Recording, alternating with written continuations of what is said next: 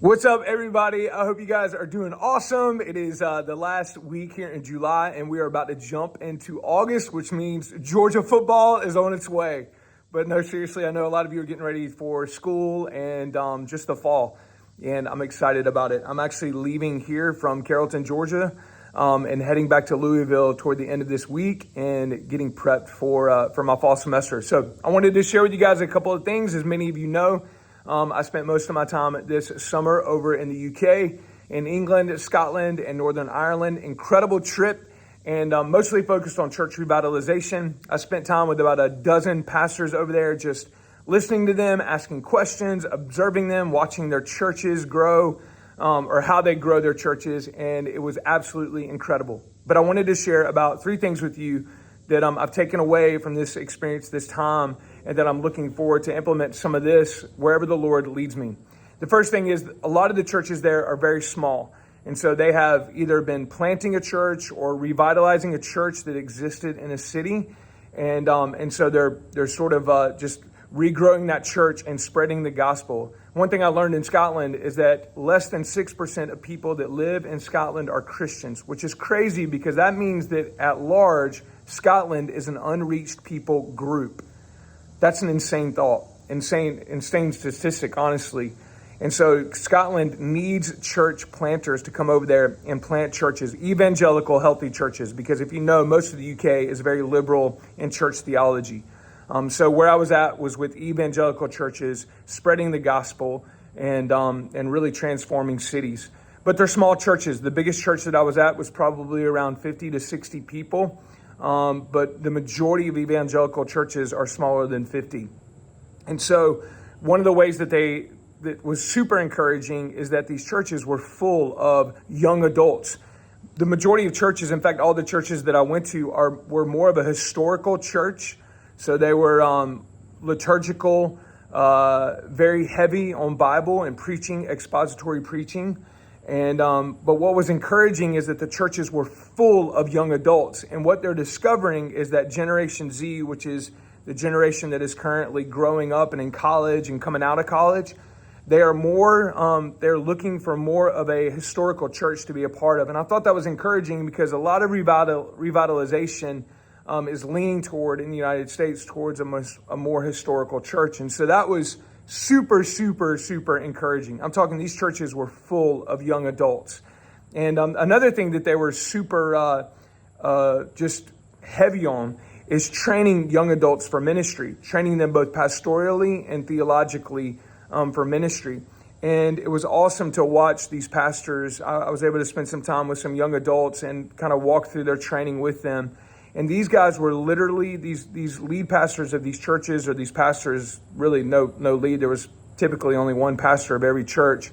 They were spending time training young adults for ministry to plant churches either in the UK or abroad. There's one guy that was from Cyprus that came to the UK to go through training, and he's going back to Cyprus to plant a church in that part of Greece. Just super encouraging.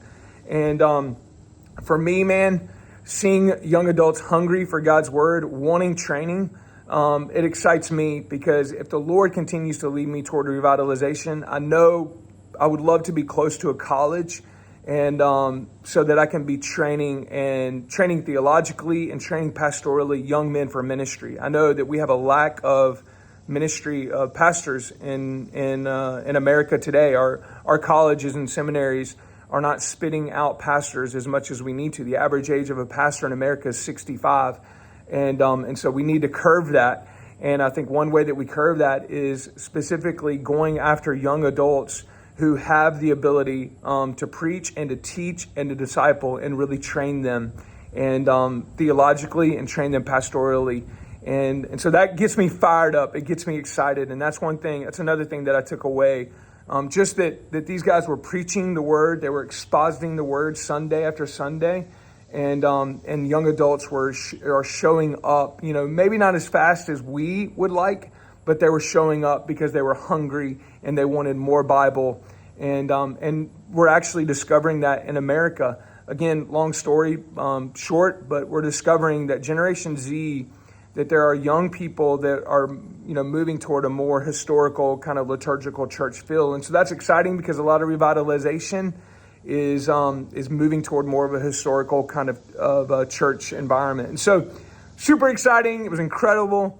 Learned a lot about the UK that really is applicable to here in the United States. And so I'm really pumped. I head back to Louisville this week, as I said, and I have 10 months left of school. I should be done in May. My plan is to walk in May to graduate with a Master's of Divinity. And I'll probably take 2 online classes in the summer.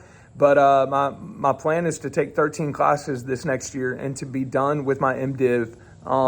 So I'm super excited about that. I do a sort of an internship or like a cohort for the 10 months that I'm there at Louisville with probably about a dozen other guys who are going into revitalization or replanting of churches. And so I'm really excited about that. A lot of what I've learned this summer, I'll be having conversations with these guys for the entire 10 months that I have left with school, just working through what church revitalization in America looks like, what's happening within Gen Z, where's the church headed in America, what's it going to look like in the next 10 years, how we get to be a part of that. So super excited. I'm getting into 6 minutes here, and I know the average watch time is about 4, but I'm super excited about that conversation with those guys. I would ask for 2 things: prayer for continued growth in God's word and love for his word, learning how to interpret his word and learning how to preach his word faithfully, being faithful to the text.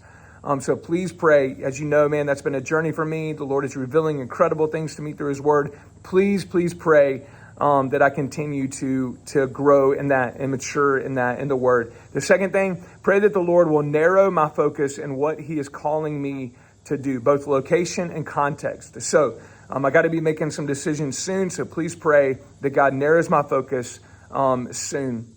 And he begins to reveal to me more and more location, context, and what he is calling me to do. And then lastly, pray that I grow in my knowledge and my love for the Lord in ways that I do not know.